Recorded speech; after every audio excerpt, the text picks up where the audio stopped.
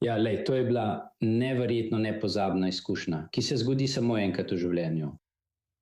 Papež je sprejel povabilo, našo prošnjo za srečanje, da bi razpravljali o nadlogi antisemitizma, o naši vse večji zaskrbljenosti, ker smo kot svetovna judovska skupnost vse bolj izolirani in tarča napadov. In to je bilo izjemno pomembno srečanje. Torej, kakšno je bilo, mislim, a ste lahko imeli kakšen zaseben pogovor ali je bilo vse zelo uradno in formalno? No, imel je uradni nagovor, pomemben uradni nagovor, kjer je ponovno potrdil pomen Nostra Aetate, ki je to prelomno načelo Vatikana. O ponovnem vzpostavljanju odnosov med cerkvijo in judovsko skupnostjo ter o javnem nasprotovanju antisemitizmu. In bil je zelo odločen v javnih izjavah, ko je to ponovno potrdil. In potem zasebno, po njegovih javnih izjavah, sem se z njim pogovarjal tako o naši ogromni hvaležnosti za njegove izjave, kot tudi o tem, kako strašljiva je trenutna situacija. In jaz sem ga spoštljivo, ponižno prosil, ali bi razmislil o imenovanju posebnega papeškega odposlanca za boj proti antisemitizmu. Kaj mislim, da bi bil v tem trenutku najmanj močan simbol, upajmo pa še veliko več, pokazatelj, kako resno cerkev jemlje to vprašanje in da bo naredila vse, kar lahko glede tega. In kakšen je bil njegov odgovor? Je rekel le, da bo razmislil in mi sporočil? Se je zdelo, da je res poslušal ta predlog?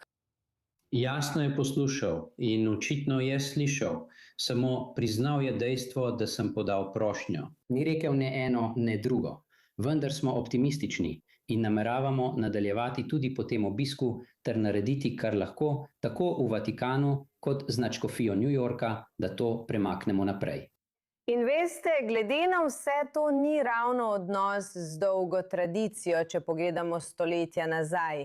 Vendar je odnos med katoliško cerkvijo in judovskim narodom resnično zelo napredoval. Zakaj je ta nadaljnji odnos tako pomemben v času, v katerem živimo zdaj?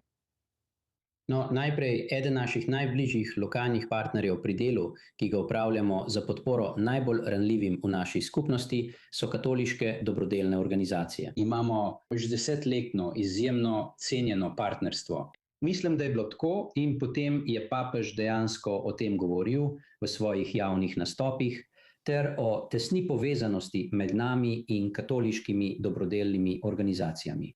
Ampak mislim, da je v tem trenutku, ko je judovska skupnost tarča, pomembno je, da papež, ki predstavlja 4 milijarde ljudi po vsem svetu, da spregovori in naredi več kot samo to, da aktivno išče načine, kako premakniti stvari in spremeniti smer glede antisemitizma.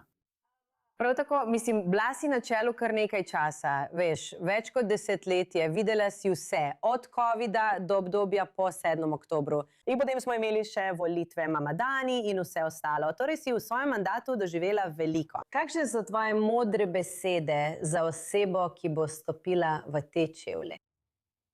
Poglej, imamo izjemno uspešno, čudovito, živahno judovsko skupnost. Mislim, da je to po vsem svetu, ampak še posebej v New Yorku, kjer je največja judovska skupnost zunaj Izraela. Mislim, da moramo še naprej biti ponosni Judi. In toliko, kot se moramo boriti proti antisemitizmu, in se moramo prav tako še bolj zavezati poučevanju, izobraževanju naših otrok, naše skupnosti, da bodo pismeni, izobraženi. In ko gredo na univerze in skozi življenje, naj se počutijo ponosne in dobro seznanjene s tem, kdo in kaj so. Prav, najlepša hvala, Erik Goldstein, izvršni direktor UJA Federacije New Yorka. Najlepša hvala, Emily.